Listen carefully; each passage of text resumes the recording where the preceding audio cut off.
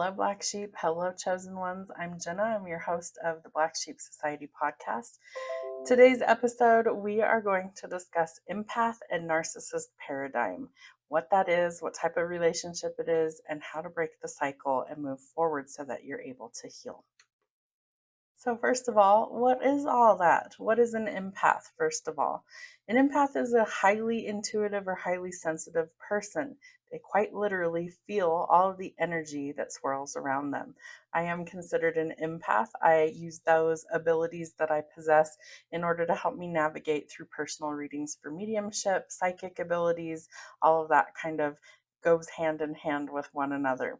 The other thing with an empath is that they need a lot of protection from negative energy because they kind of tend to be a sponge for all the energies that are around them. So they kind of absorb good or bad energy.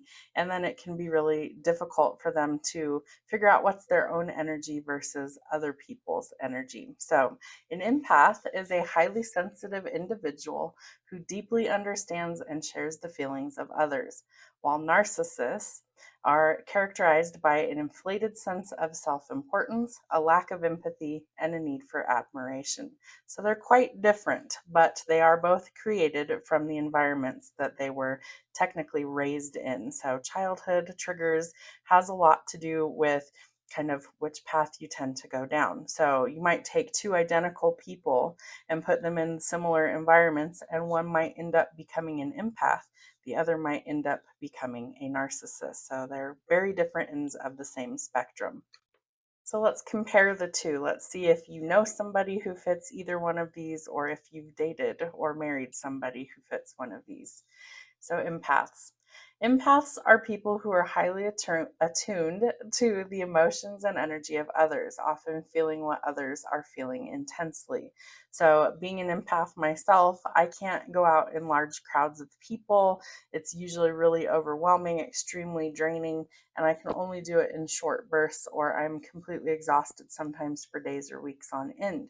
So, it's incredibly important to protect your own energy always from anyone who could potentially try and cause you some sort of downfall or issue.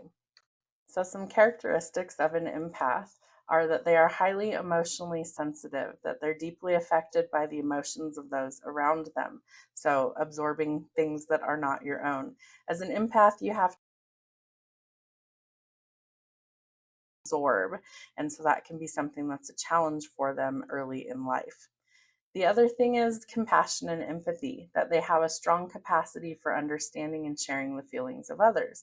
So, as a medium, it helps me to be able to navigate through a reading for somebody because I can feel what happened. Sometimes I feel how somebody passed away. Sometimes they show me energetically, I can feel it within my own body what happened.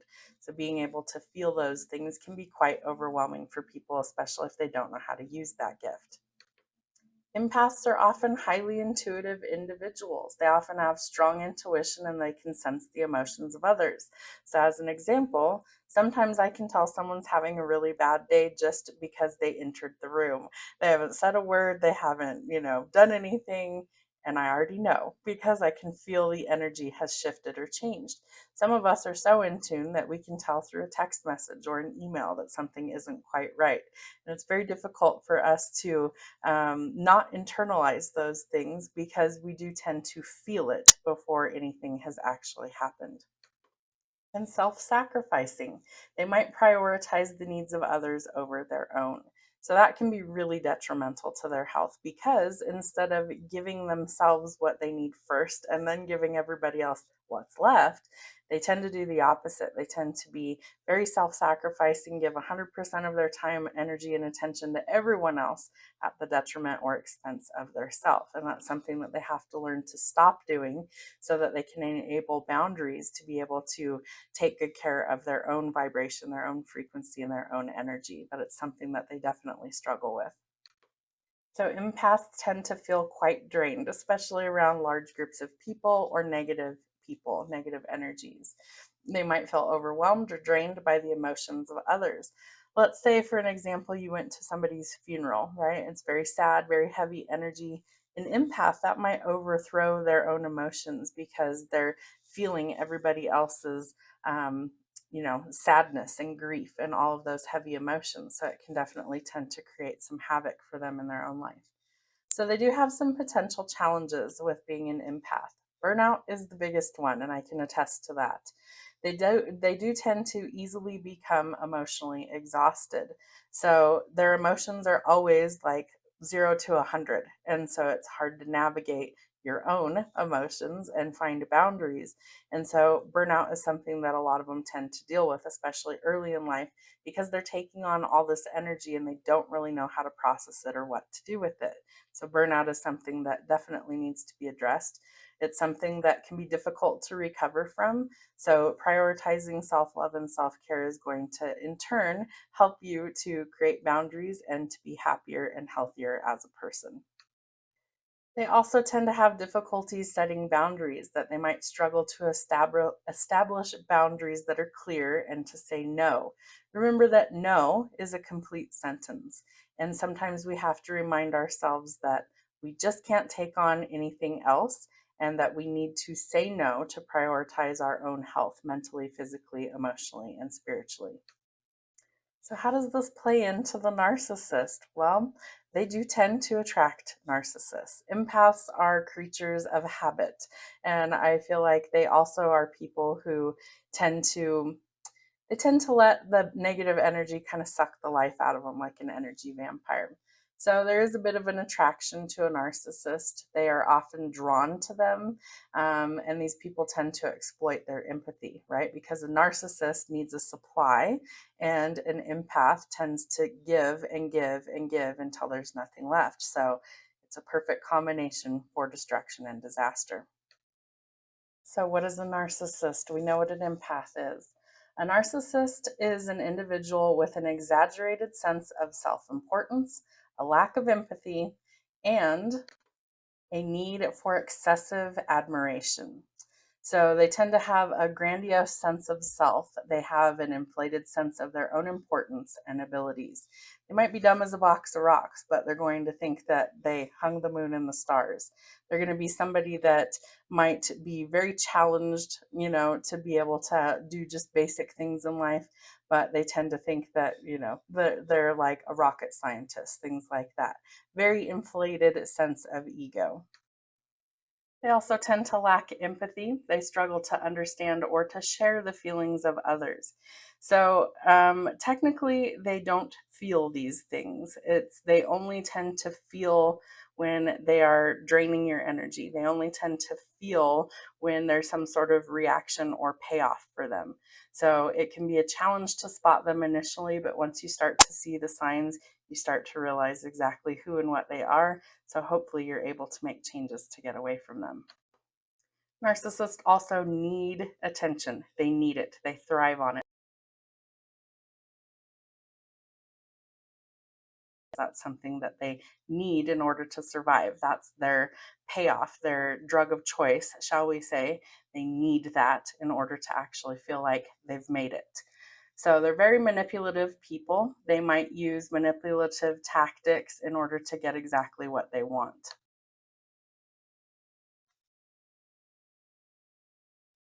They can also be very exploitive. So, somebody that maybe exploits others to fulfill their own needs and their own desires. So, they don't really have that natural empathy to feel bad when they hurt somebody, especially emotionally. It's almost like they get a thrill or they get some sort of payoff, as sick and twisted as that is, from harming others emotionally, physically, mentally, spiritually, down the gamut. So, narcissists also have their own set of challenges. Some of those potential difficulties are maintaining relationships. They might struggle to form or maintain healthy relationships due to their lack of empathy and their manipulative behaviors. They also might suffer from social isolation, that their behaviors can also lead to social isolation or rejection. Once somebody figures out what you are, it's really difficult for them to want to engage with you, right? Because the normal people would have boundaries. Normal people would say, I don't like the way that you are treating people. I don't like how you behave. So I would like to have a disconnect from this situation. but they do tend to have a lot of lack of self-awareness as well. So they might also lack insight into their own behaviors and their own impact on others. They don't see it, right? They don't think anything that they do is an issue. So that's something that needs to be addressed as well.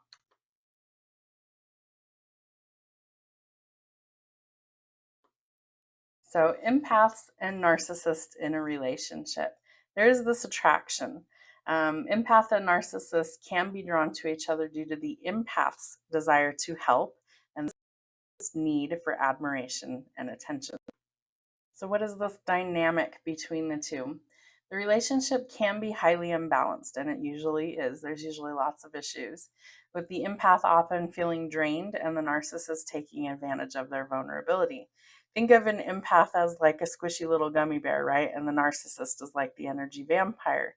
And so the narcissist, while they might not know on a subconscious level or a conscious level, energetically they know there's something that it's like it feeds this need, it's fuel for them to be able to feed off of their energy. And an empath might not have any idea that they're mixed up with a narcissist until it's too late, until they're very deep into a relationship.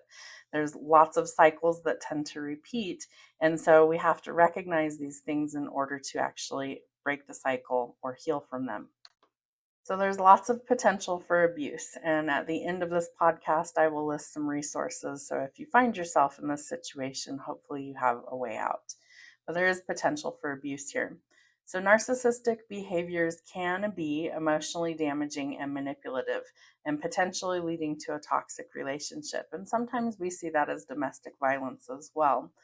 There's importance of boundaries, especially on both sides, but the empath needs to learn to set boundaries and protect their emotional well-being in relationships with narcissists. I always tell people the best bet if you're dealing with a true narcissist is to get completely away from them, go no contact, and completely ruin their supply. If you tend to go backwards, then they start the cycle all over again. It's a vicious one and it will continue to repeat until you make a clean break. So, if you are seeking help in a relationship with a narcissist, it's important that you seek professional help and support. There are resources out there to help you break the cycle and to get out of an abusive situation. So, what are the reasons that this happens, and how do we actually go forward? So, narcissists and empaths are often ending up together because narcissists are drawn to the unwavering attention and caregiving that empaths provide, right? Because the empath is the cuddly little teddy bear. They're the ones who nurture and protect and provide. And it's like they see that and they want all of that for themselves. So, they tend to do anything in their power to make sure that that is theirs, that they secure a supply. While empaths are driven by a desire to help and heal, they may be attracted to the perceived neediness of a narcissist, often leading to a toxic cycle of manipulation and emotional exhaustion. So, empaths have a desire to help. Empaths are naturally inclined to be compassionate and understanding, and they often feel a strong urge to help others heal. They might also see a narcissist's manipulative behavior as stemming from deep seated need for attention and validation, leading them to believe that they can fix the narcissist. You can't. I promise you, there is no fixing them. They are broken people and they need to seek their own healing. 9 times out of 10, they won't. So, narcissists' need for attention. The narcissist craves admiration and validation, and they are often drawn to people who will shower them with attention and care. Empaths, with their natural inclination to give and provide with the constant validation, which narcissists will exploit. So basically, the long and the short is that they're polar opposites, right? And one's lacking what the other one has. So the narcissist is going to exploit that because the empath is too sweet, too nice to be able to put the brakes on, at least initially. So, the love bombing phase. Narcissists often use love bombing to initially charm and manipulate the empath, making them feel special and loved, right? And it's a cycle that will continue. This can lead the empath to believe that they have found a genuine connection, but typically they have not. So the cycle of manipulation will continue. Once the narcissist has established control, they begin to devalue and isolate the empath using gaslighting and other manipulative tactics to maintain their power.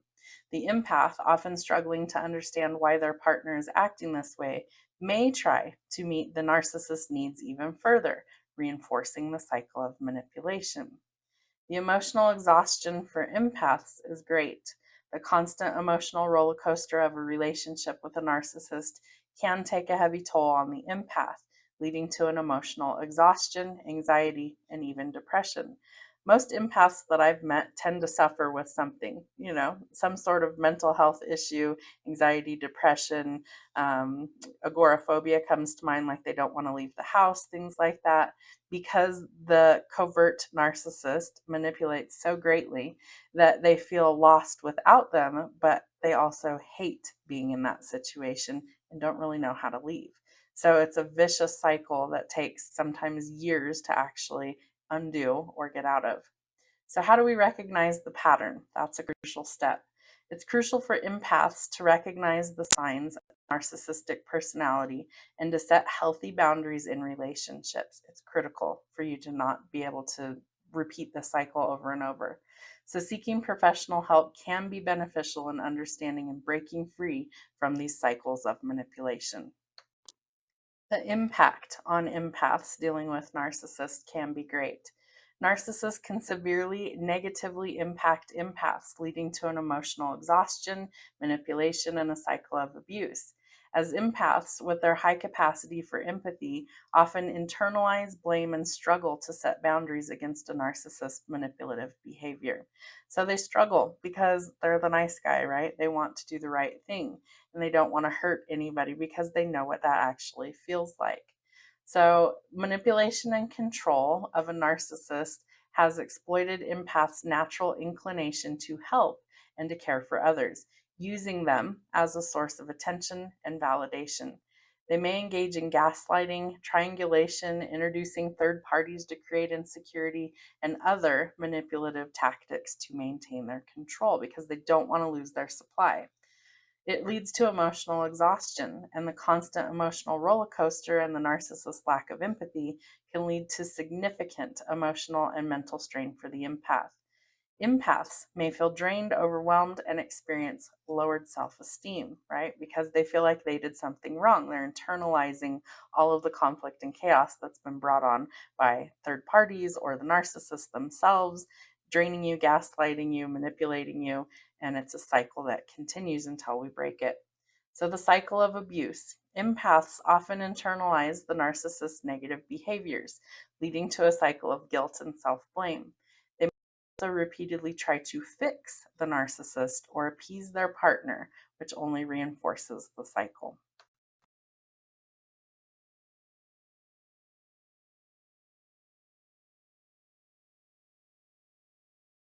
So, how do we break free from this toxic cycle?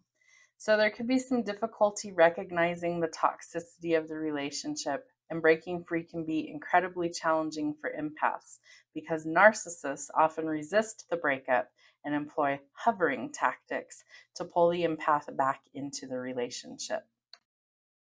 Narcissists and empaths tend to have a major misunderstanding.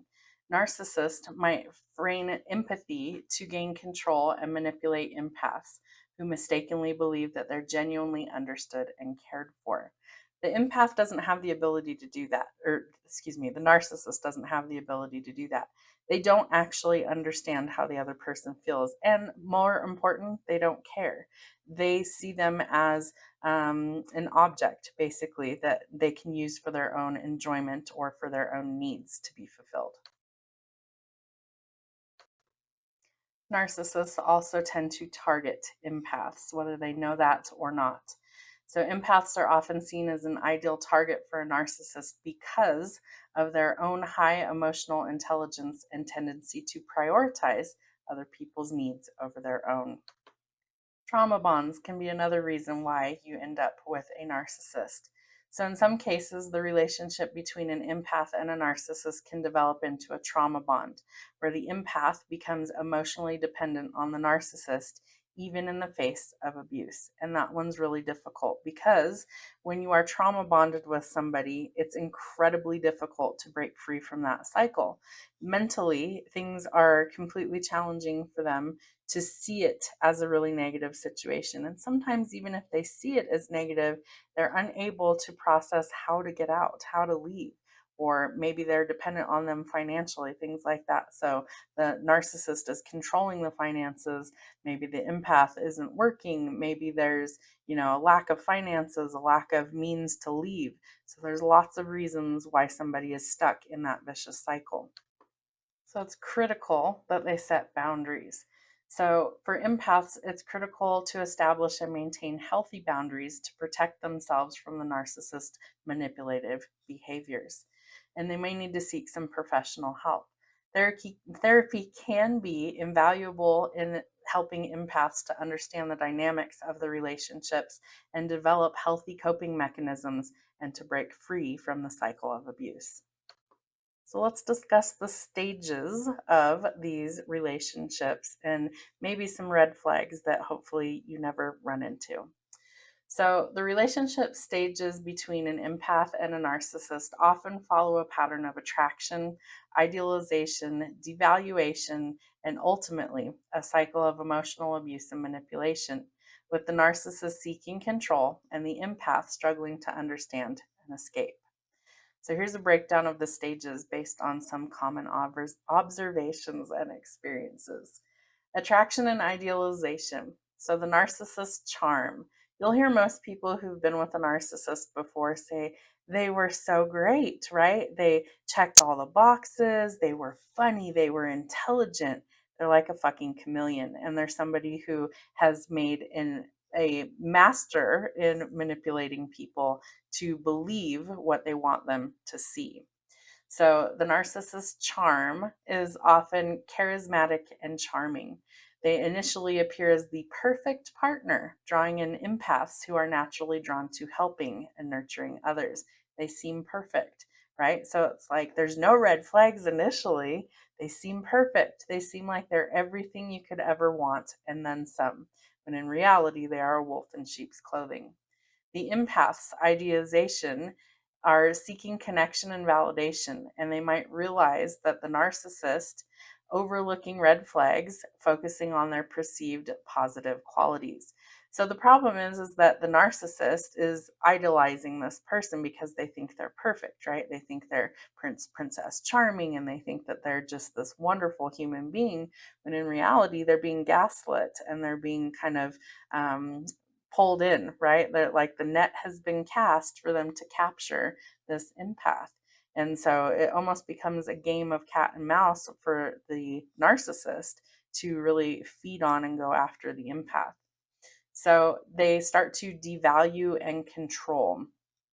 As the relationship progresses, the narcissist's true nature starts to emerge. Typically, it's within the first few months, I would say, between 3 and 4 month time frame. It's very difficult for them to keep up this artificial front, especially behind closed doors. In public settings, however, do anything in their power to not let other people, because they want the supply, right, from everywhere, they won't let other people know who they truly are behind closed doors. So only close friends, family, and romantic partners tend to really see what this person is all about. And then everybody else on the outside is kind of like, well, how is that? We've never seen that. Of course you didn't. That's part of the whole plan, right? They don't want you to know who they truly are behind closed doors. So, as the relationship is progressing, they start to devalue the empath, seeking to control them through manipulation, gaslighting, and any form of emotional or physical abuse.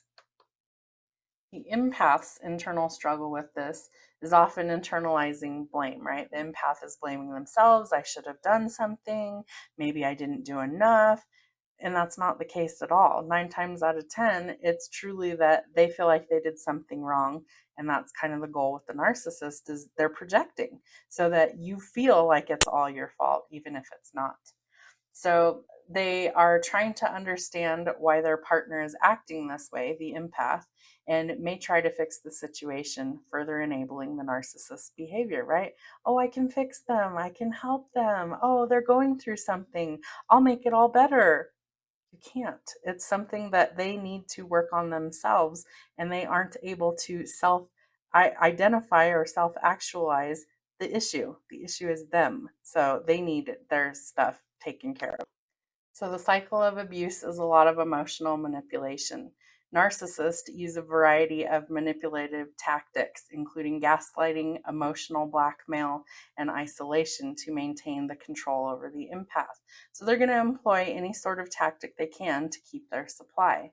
The empath ends up being exhausted with the constant emotional abuse and manipulation that takes a toll on the empath, leading to feelings of exhaustion, anxiety, and depression. It's a vicious cycle. And in the final stages, the empath starts to awaken. Eventually, the empath might realize the true nature of the narcissist and the destructive nature of the relationship, but usually it happens at quite a cost for the empath. So when they finally are done and the empath chooses to break free, the empath might decide to leave the relationship, which can be difficult and challenging in the process, as the narcissist may try to manipulate them further to stay. So they need to go towards healing and recovery. And after leaving the relationship, the empath must focus on healing and rebuilding their self esteem and their sense of worth. So, what happens when an empath leaves a narcissist? For some, it can be quite challenging to even initiate the want to leave, the want to get out. But when an empath leaves a narcissist, the narcissist might react with anger, manipulation, or attempts to control the empath, while the empath faces challenges in healing from the emotional trauma and rebuilding their life, potentially requiring professional support. There's lots of retaliation and control that can happen. Narcissists who thrive on controlling others might become enraged and attempt to regain control through threats, guilt tripping, or by isolating the empath from their support system. So, a lot of times you'll hear about people where maybe the husband or the boyfriend moved them clear across the globe, right, to get them away from everybody because they're isolating them so they can manipulate and control them. So, obviously, that doesn't happen in every relationship, but it is a telltale sign of a narcissist. So there could be a lot of gaslighting and blame. They might also try to make the empath feel guilty, crazy, or responsible for the relationship's problems. And a tactic known as gaslighting is an attempt to make their image as the victim. Narcissist wants to maintain their image as being the victim, even though they're the perpetrator, they're not the victim. They also tend to discard or seek a new supply. Once the narcissist feels that their supply or attention and validation is gone, they might move on to a new person, often in a cold and callous manner. They will also try and maintain contact once there has been an ending. Even after leaving, the narcissist might try to stay in contact, hoping to manipulate the empath back into the relationship or to continue their pattern of abuse. So the empath's challenge in this is trauma bonds, needing to heal the trauma bonds more than anything. Empaths often develop a strong emotional attachment to their narcissist partner, which can make leaving extremely difficult. There's a lot of emotional healing. The empath might need to experience emotional turmoil or may be experiencing emotional turmoil, low self esteem, and difficulty trusting others after being in a narcissist relationship. They're it's not their ego necessarily. With the narcissist it is their ego, but with an empath it's self-doubt, loathing, fear, all of those things where they feel like they're not good enough, they don't measure up, and it's taken a hit to their psyche and who they are as a person, so they have to work on those things. They start to rebuild their life after leaving a narcissist, and it can mean starting over, which might involve changing careers, relocating, or severing ties with people who were influenced by the narcissist. So it's almost like they have to make a fresh start and a clean slate. And they do need to seek support. Empaths may need professional help to process the trauma, develop healthy boundaries, and to rebuild their sense of self. So, understanding the narcissist behavior is important. It's important for the empath to understand that the narcissist behavior is not a reflection of them. Also, doesn't reflect the empath's worth, but rather a manifestation of the narcissist pathology. So, it's incredibly important that they set boundaries. Empaths need to learn to set firm boundaries and to protect their emotional well being, which can be challenging after being in a relationship with a narcissist. So, how does a narcissist feel when an empath leaves? Once they leave, once they finally decide, hey, I'm done with all this crap. When you, an empath, leave your relationship with a narcissist, the narcissist is initially stunned, reeling, and destabilized, right? They wouldn't leave me. I'm everything to them in their grandiose delusion. The narcissist might beg or try to manipulate you into staying. Even if they have other sources of narcissistic supply, they weren't counting on losing your supply today. So it throws them for a loop when you cut them off, when you refuse to engage with their tactics, when you shut them down, when you go no contact, that's to scramble and panic because they need that validation, they need that supply in order to feel anything. So, how does an empath detach from a narcissist? The most effective way that an empath can cope or deal with a narcissist is through taking intermittent time out for themselves, as well as withdrawing from the sources of supply, which a narcissist will have to come to expect and exploit. So they need to have timeouts. They need to be able to kind of separate themselves from this negative toxic energy in order to be able to think for themselves, in order to be able to regroup, in order to be able to maybe purge some negative energy that they've absorbed. And the only way to do that is to kind of isolate to a degree, like putting yourself in healthier situations, seeking therapy, things like that, time alone so you can reflect, so you can kind of shed all of this negative heavy load that you've been absorbing. Why is it so hard for a empath to leave a narcissist? An empath often has a hard time giving up on someone, and they want to believe that their compassion will heal this narcissistic individual. But oftentimes, when an empath confronts a narcissist with their bad behavior, they can be met with rage, accusations, and that the empath is not recognizing all the effort that they put in. What happens when the empath stops caring, right? Sometimes that happens too. An empath can experience a loss of caring, often referred to as empathy fatigue or compassion fatigue, due to emotional burnout, repeated negative experiences, or a need to protect themselves from overwhelming emotions. So, some emotional burnout is being constantly absorbing others' emotions. It can be extremely exhausting, leading to a sense of detachment and a desire to withdraw from emotional situations.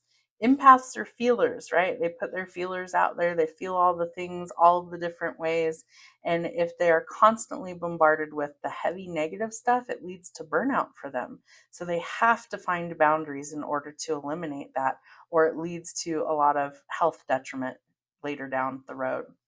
So, trauma and betrayal. Repeated encounters with deceit or betrayal can erode an empath's trust and cause them to shut down emotionally as a protective mechanism, right? It's like you can only take on so much before you've reached capacity and you have to just shut down. And so that tends to happen as well. There can also be personal struggles of unresolved trauma, intense stress, or other personal issues that can also impact an empath's ability to empathize and care for others. There can also be compassion fatigue. It's a common symptom of emotional exhaustion in caregivers for those who are constantly putting others' needs before their own. It's burnout and it needs to be addressed. Empaths can also become desensitized because they're constantly being bombarded with chaos and trauma. So, an empath struggles to cope with the emotional burden, and they might become desensitized to the pain and suffering of others as a coping mechanism, right? Because they're shutting down. Their brain can't handle anymore. Their body is feeling it. 9 times out of 10, you'll see people have chronic illnesses as a result of dealing with a narcissist for years. And so it starts to create dis-ease and disharmony within the body because the body is unable to process these emotions that they are constantly being bombarded with. So it's a very, very difficult cycle.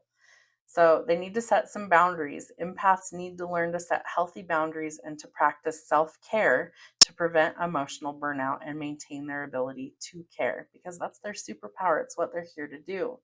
They also need to recognize emotions, and empaths need to learn to distinguish between their own emotions and those of others to prevent overwhelm and confusion. And most empaths I've met have said the same thing. I have a difficulty sometimes deciphering, is it me feeling this way, or am I feeling somebody else's emotions? And is it overwhelming me? So focus on positives. Empaths should embrace their empathetic abilities as a gift and not berate themselves for being sensitive. It's your superpower. It's why you're here. You are here to help engage with the population and to be a healer. However, you also need to protect your own energy from people who will try and use that for negative gain.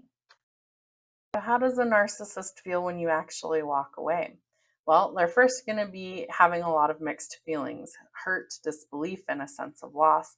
But often these are rooted in the loss of the supply rather than genuine remorse for the relationship's impact on the other person, because they're unable to feel that.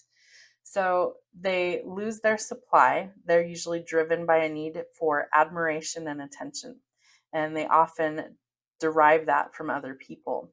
So when someone leaves, they lose a source and their supply, leading to a sense of emptiness and a struggle to cope, right? Because they need that validation. It's like oxygen for them. And without that, they don't know how to cope. They have no idea. So it leads to a lot of insecurity and vulnerability, which they're uncomfortable with feelings and emotions. So despite their outward confidence, they might be really insecure. Losing a relationship can trigger feelings of vulnerability and a sense of being unlovable, which may have them trying to mask with anger or other behaviors. And a narcissist will usually try to attempt to regain control. A narcissist might try to manipulate the situation or guilt trip the ex or make empty promises to get them back, all in an attempt to regain the control. So they might have some obsessive behaviors. Some narcissists become fixated on their ex, constantly contacting them, trying to find information about them, or even engaging in stalking behavior online, in real life. I've been with several narcissists in my lifetime, and one of them was incredibly scary. He knew where I worked, he knew where I lived. We had dated for maybe 6 or 8 months. And when I finally had had enough and checked out, he continued to harass me. He would contact me through social media. He would show up at my job unannounced. He would wait for me outside of my home and then call me and tell me he could see me. So, very incredibly scary to try and break away from somebody who legitimately is a narcissist, because they're quite unpredictable and can be provoked easily to do things that normal people would not engage in. So, it can be very scary. You need to be moving on from this energy. If the narcissist views the person as a replaceable source of supply, they might move on quickly to a new target, demonstrating a lack of genuine attachment. So typically they have somebody waiting in the wings, right? So if one supply checks out and it leaves them, well, then they have to find another one immediately, because they can't live without that, right? It's their oxygen. They're also going to play the victim. Narcissists might try to portray themselves as the victim in the situation, blaming the ex for the end of the relationship and attempting to garner some sympathy, right? Because it's always the other person's fault. It's never anything that they did. They also have a lack of remorse. It's important to understand that narcissists often lack genuine remorse or empathy for the harm that they have caused. They don't care. They don't feel that. To them, it's not a big deal. Their focus is on their own needs and desires, not the well being of others. What happens when an empath mirrors a narcissist? So, when these two personalities interact, expect fireworks. The narcissist will instinctively try to control the empath using their usual tactics of manipulation, gaslighting, and charm. But here's the kicker: the empath mirrors these behaviors right back at them, not out of malice, but as a reflection. Think of an empath as a mirror. What you give to that empath, they're going to show you. If you give them love and admiration, they're going to give you love and admiration. If you give them a lot of pain and a lot of trauma, they're going to reflect that back to you so you can see what you're doing. And it isn't out of malice, it's typically out of you need to see what it is that you're actually doing and reflect on those things and see if something needs to change. So it can be kind of a powerful tool to reflect back to the narcissist. They tend to really hate it and they do tend to kind of be enraged by that. So use with caution. So, why is it so scary to leave a narcissist? Well, there's a few reasons. One of which is they're highly volatile people, tend to be. They also are people who tend to react first and think about consequences, if any, later. And they do what is best for them, very self serving. So, they could be prone to rage, they could be prone to violence, things like that. Breaking things, screaming at you, all of these things that are negative emotions that we try not to deal with.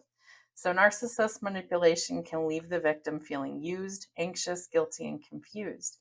There's a lot of isolation. A relationship with an abusive narcissist could leave you feeling isolated from your friends and family. And the narcissist would want you to become entirely dependent on them so that they can control you more easily. So, then is a narcissist sad when you leave them? Not really. So they're unable to feel that. They're sad at losing something that worked for them, losing their supply, but not sad that you left them. So if a narcissist feels heartbreak, it's mainly about the loss of supply rather than the loss of the person.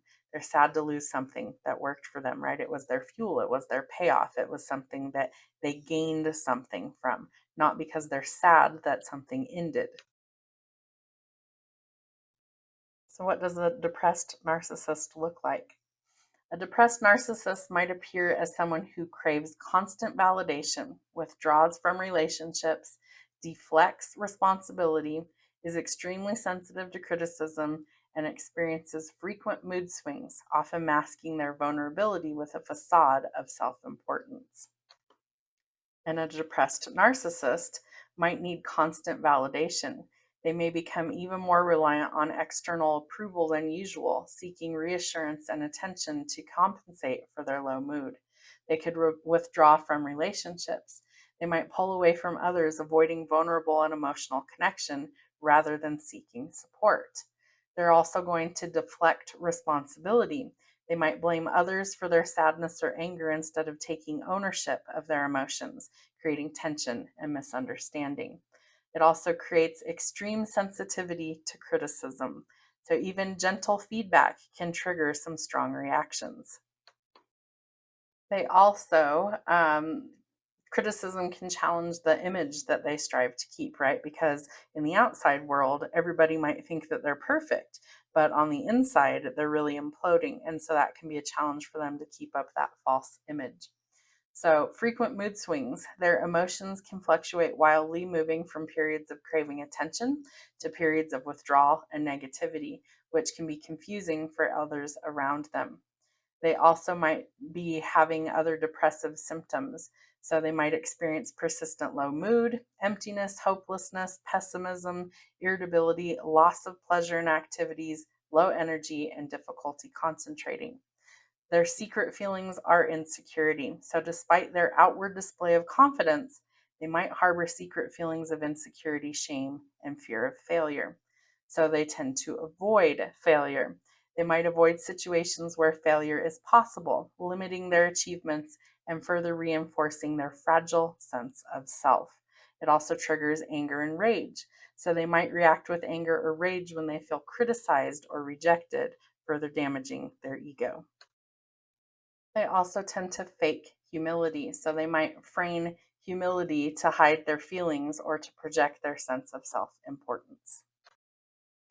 So, if you're deciding to move on from a narcissistic relationship or partnership, you moving on makes the narcissist head spin. They do not believe that you will have the strength to finally put a stop to the manipulation. They know that you care and they will take everything that you have to give They will take everything you have to give them as long as you give it. They want to drain you of everything you have: money, resources, your soul. They definitely do not care. A narcissist know that they have taken a huge loss when they lose you. So they don't want to, right? A lot of times you're going to see a narcissist can't wait to get married to somebody, not because they love them, but because they know that once you're married to them, it's going to be incredibly hard for you to leave them. So if they don't have to worry that you're going to leave them, they have a supply forever, right? So that could be something that they are not comfortable with losing. They're going to do anything in their power to make sure that they keep their supply. So, how do you know when a narcissist is truly done with you? And are they done with you? So, common signs that a narcissist is done with you is that they will devalue and criticize you. And I can tell you from experience, I've lived that and it's not pleasant. One minute they could treat you like you're everything in the world to them, right? The gaslighting, the love bombing. And the second that they feel like you are checking out, you become their enemy. And so they're going to do everything in their power to devalue you, to make sure that you feel like you're the reason to blame for all of these things happening. So they might be very distant. The narcissist ignores everything that you say, and they are always irritated by you. So no matter what you do, you're wrong in that situation. They might insult you, they might call you names, they might try and poke fun at things that are issues for you. All of these things are meant to undermine you and to make you feel like you're less than. And the truth is that they are projecting, usually from core wounds of their own, that is actually the issue. So here's 5 things to never do after breaking up with a narcissist. Number 1, don't contact them for any reason. Resist the urge to reach out, even if it's just to check in or explain. This is crucial for establishing boundaries and allowing yourself to move forward. Go, no, contact. Don't go backwards. I promise you the cycle will repeat. Avoid engaging in arguments. Narcissists thrive on drama and control, so don't fall into the trap of engaging in arguments or trying to win. Simply and firmly state that you are no longer interested in a relationship and end the conversation. Don't seek validation. Narcissists are masters of manipulation, and they will try to make you feel worthless or inadequate. So don't seek their approval or validation, as it will only reinforce their power over you. Don't blame yourself. It's easy to fall into the trap of thinking that you're somehow responsible for their behavior, but that's not true. Recognize that you were abused and that it is not your fault, and don't isolate yourself. While it's important to protect yourself from the narcissist, don't isolate yourself from your support system. Reach out to friends, family, or a therapist to help you to process through your experience and heal. So let's go over some of the things that a narcissist might say in an argument so that you can see if there's any sort of parallels or red flags in your own life. So during an argument, narcissists often employ manipulative tactics, including shifting blame, invalidating your feelings, and using word salad to confuse and control the situation, while rarely acknowledging their own mistakes or taking responsibility. Here are some common phrases and behaviors that narcissists might exhibit during an argument. Shifting blame and defensiveness. It's your fault I'm like this. You're being irrational. You're too sensitive. You're overreacting. I can't believe you're attacking me. I always get blamed. I'm not angry. You're angry. After everything I've done for you, you owe me. You'll regret it if you ever cross me, and you have to earn my affection. Some invalidating or gaslighting might sound like, you're just twisting my words. I didn't mean it like that. You're making up memories. I'm sorry you're upset, but stop worrying. I did what is best for us. All my exes are crazy. That's a big one. And I've never met anyone like you before. Using word salad and manipulation could look like lengthy, circular, and confusing responses, bringing up irrelevant or unrelated facts, and intentionally confusing and controlling you.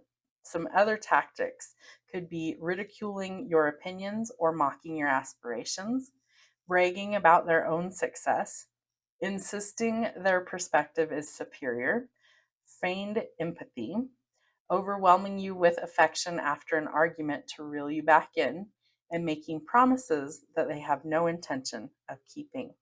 Now, I will tell you from personal experience, I have been with a narcissist for the past 10 and a half years, and it is an extremely difficult situation to leave. Most of these tactics have been employed on me. I now have to isolate myself in order to protect my own energy. And I am diligently working to try and leave this situation, but it is very difficult. So, if you are going through something similar, I completely understand, and you definitely need to employ getting out of the situation as soon as humanly possible. So, empath shutdown. They need to do that in short term solutions to protect themselves from painful emotions and experience, to close off what they are absorbing. Remember, as an empath, you need to observe, not absorb. We don't want to be a sponge that soaks up every emotion of every person around us. We need to be able to limit that so that we are able to protect our own energy. Some empaths' weaknesses that need to be addressed are difficulty in setting boundaries. We've gone over that several times. Empaths often struggle to set healthy emotional boundaries, which leads them to feeling drained and burdened by others. But they may feel responsible for other people's problems. There's not enough self care, so they might appear intrusive.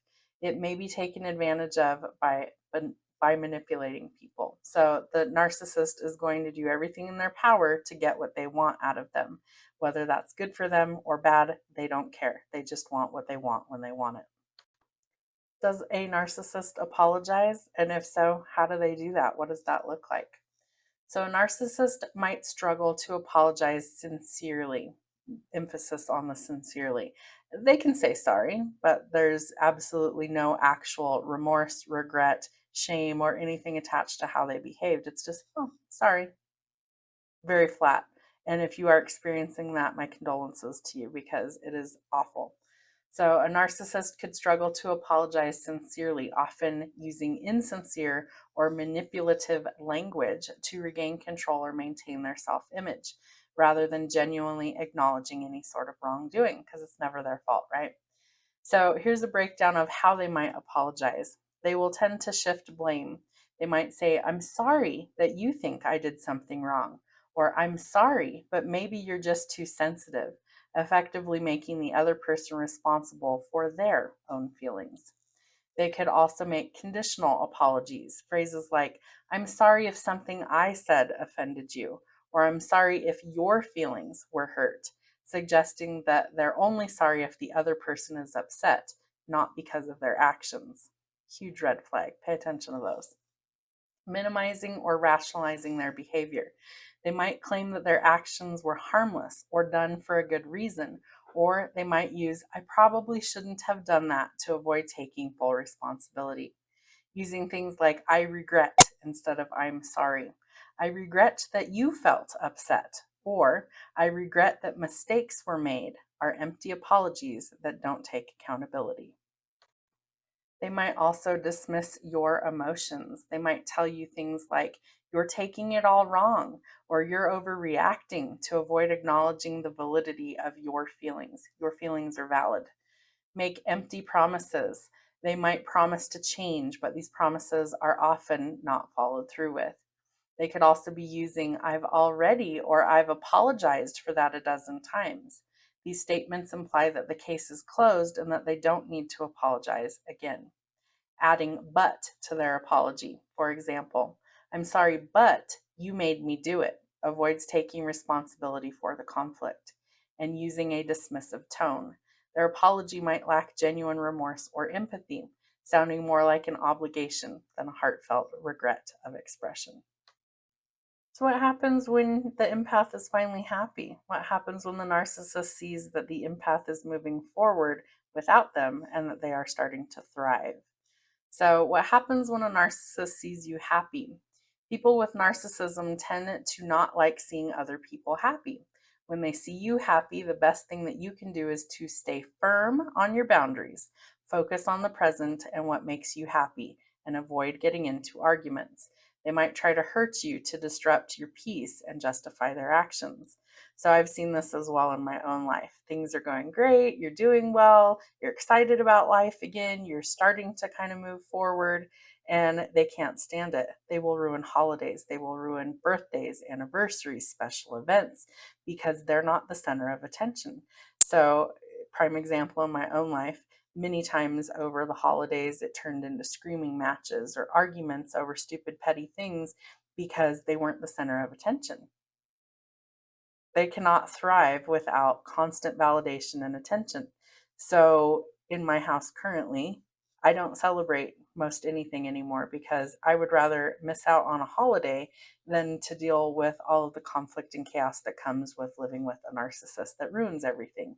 So, I will go off and do my own thing. I'll go elsewhere and visit with friends or family, but I don't enjoy having people here because the narcissist constantly does things like gaslighting or creates drama where there doesn't need to be. So one day we will celebrate things again when this person is no longer around. So, the premise behind this whole podcast is to share knowledge to help other people heal. And I'm at the point in my life where I'm healing loudly. I was suffering in silence for many years. There's still days that are a struggle, and I intend to heal loudly, and I don't care who knows it. I'm to the point now where I'm not hiding anymore. I've been through turmoil and conflict and chaos, and I wish for peace and happiness in my life with or without anyone on board. So heal loudly. We should not have to heal in silence. We should be able to express how we feel. We should be able to communicate effectively. And if those things are not working well, we tend to have a lot of breakdowns in our daily life. So we need to be able to heal loudly and publicly. And if you're going through something similar, I understand. And I want you to be able to seek help and to get out of that for yourself as well. So, does a narcissist ever actually acknowledge that they did anything wrong? Typically, I would say no. Most narcissists will typically struggle to admit that they're wrong. They often deflect blame, gaslight, or they use manipulative tactics to maintain their self image and control rather than acknowledging their mistakes. They don't see that they did anything wrong. They think that they're superior in some way, shape, or form. So their core belief in perception is usually tainted.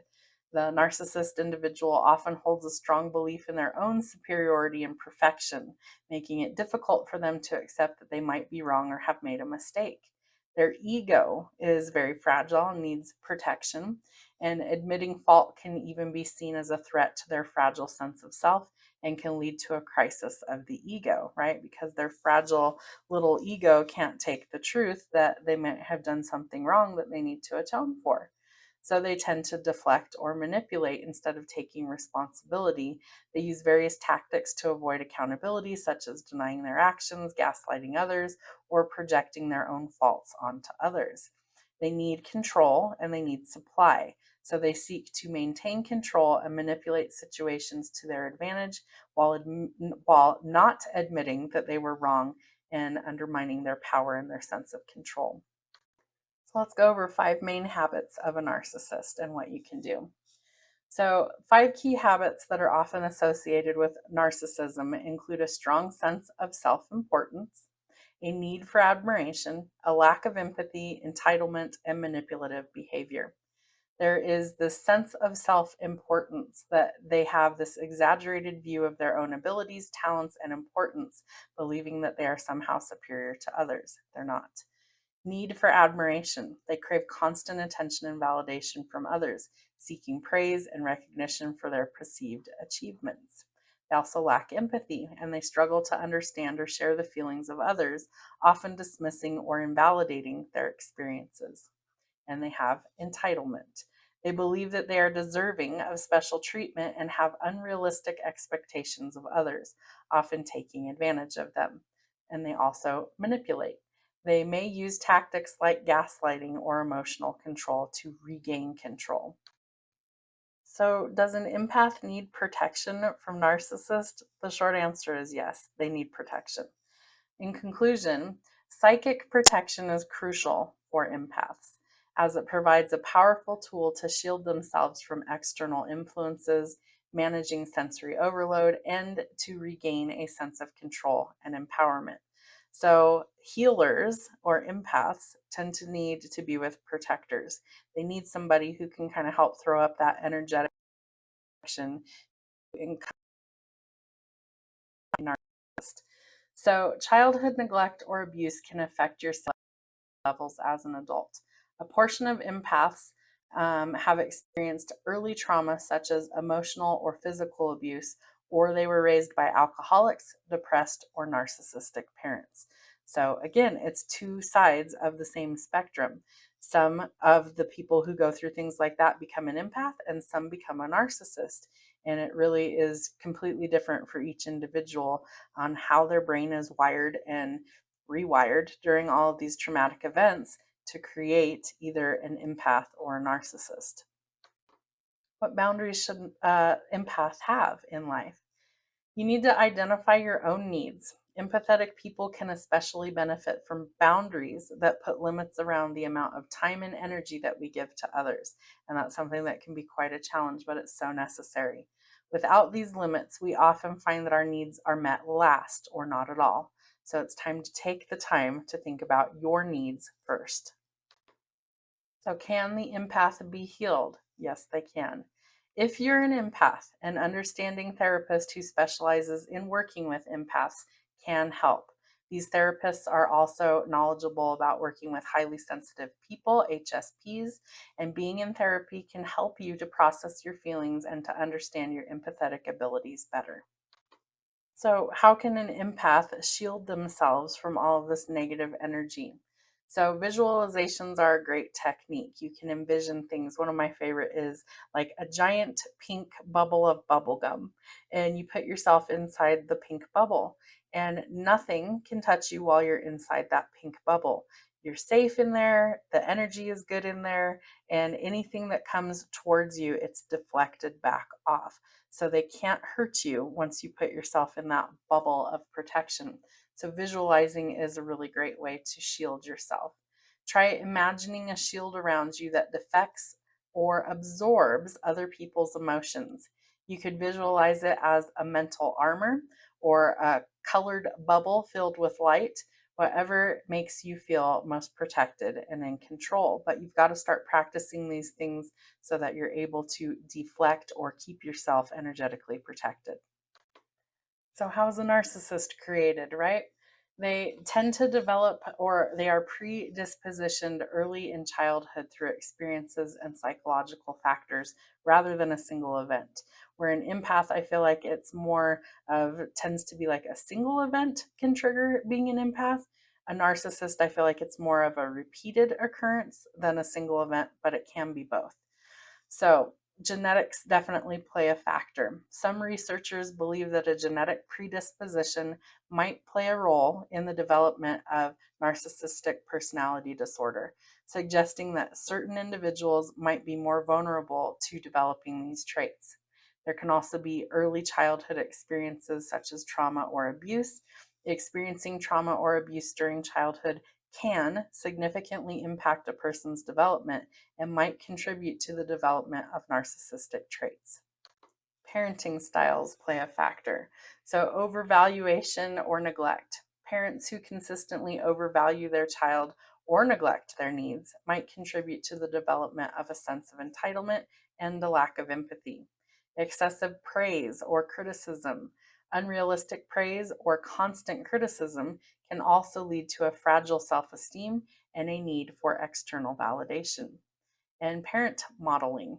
So, children might learn narcissistic behaviors by observing their parents' behavior and attitudes.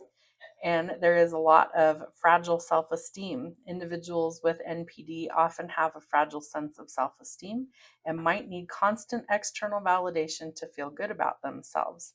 They also lack empathy. They might struggle to understand or care about the feelings of others, leading to interpersonal difficulties. They also have a need for attention and admiration from any place that they can get it, and a false sense of entitlement. So they definitely believe that they're entitled to special treatment and that they have difficulty accepting criticism or accountability. And they have a grandiose sense of self importance, that they may have an inflated sense of their own importance and may exaggerate their achievements or talents. So, the exact cause for NPD or narcissistic personality disorder is unknown, but it's likely a complex interplay of genetics, environmental factors, including childhood experiences, and neurobiology. So, some research suggests that a possible genetic component, meaning that certain personality traits linked to MPD, like grandiosity and entitlement, might be inherited. Might be, they don't know for sure. They are also more likely to have parents or close relatives with it, the genetic link. There are also environmental factors, childhood experiences, trauma, abuse, neglect, rejection. All these experiences can contribute to the development of narcissistic traits. And overindulgence or excessive praise, parents who are consistently praising their children, even if they haven't really warranted it. There can also be overprotective or helicopter parents, the style that can prevent children from learning to regulate their emotions and cope with challenges, potentially leading to difficult controlling emotions when things don't go their way, right? So sometimes we can't just have a participation trophy for life. We actually have to like get up and do the work in order to achieve something. And a lot of times it's, here's a participation trophy. You showed up, you didn't really do the job, but here you go. And so they never learn how to fail. That's something that we need to learn how to do, and we need to cope and adjust with those things, because not everything in life is Care Bears and rainbows and unicorns.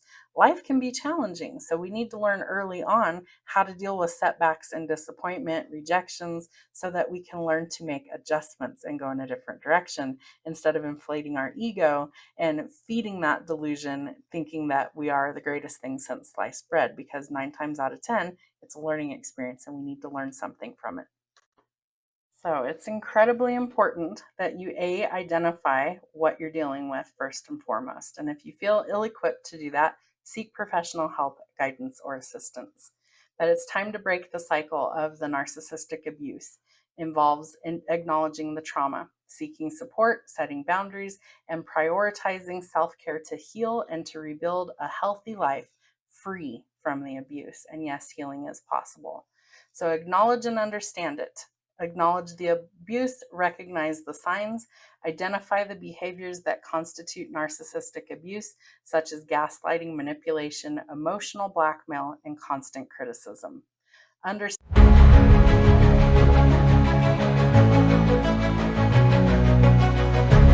Evaluation and discard. It is not your fault. Understand that you are not responsible for the narcissist's behavior or their emotional state. Acknowledge that there could be a trauma bond. Recognize that the abuse has created a strong emotional attachment, making it difficult to leave. Seek support and therapy. Talk to trusted friends and family. Sharing your experiences can help you to process the abuse and to gain perspective. Consider therapy. A therapist specializing in narcissistic abuse can provide guidance and support in healing and developing coping strategies. You could join a support group. Connecting with others who have experienced narcissistic abuse can help you to feel less alone and to validate your experiences. Your feelings are valid. Hear me when I say that. What you experienced was real. They have gaslit you and manipulated you into believing that it wasn't, but it is. So validate those feelings and set boundaries and limit contact. Identify your boundaries. Determine what behaviors and situations you are no longer willing to tolerate. And don't back down. Stick to those. Communicate your boundaries. Clearly and assertively communicate your boundaries to the narcissist, even if they are difficult to enforce. Go no contact. If possible, reduce or eliminate contact with the narcissist to protect your emotional well being. Protect yourself from narcissistic rage. Understand that narcissists may react with rage when their supply is threatened, and be prepared to disengage. Prioritize self care and healing. Practice self compassion. Be kind and understanding towards yourself as you heal from the trauma. Engage in activities that you enjoy. Rebuild your sense of self by pursuing hobbies and interests that bring you joy. Focus on your needs. Make sure to prioritize your physical and emotional well being above all else, and rebuild your self esteem. Recognize your worth and value as an individual, separate from the narcissist's opinions. Process grief. Acknowledge and process the grief associated with the loss of a healthy relationship and the narcissistic abuse. Move forward and build a healthy life. Learn from the experience, right? That's what we're here to do, is to learn. Use your experience to grow and develop healthy relationships in the future, and focus on the future. Set goals and work towards a life that is fulfilling and free from narcissistic abuse. Build a strong support system. Surround yourself with people who value and respect you, and practice forgiveness for yourself as well as others. Forgive yourself for staying in the relationship and move forward with a sense of hope. Help is available. If you are currently in a narcissistic, abusive relationship, seek help. Come up with a game plan, come up with a way to get out and start your healing process. I will attach on the screen the information for the National Domestic Violence Hotline. It is open 24 hours. If you or someone you know is dealing with this and needs help, please contact them or support system. I hope this helps. Have a great rest of your week.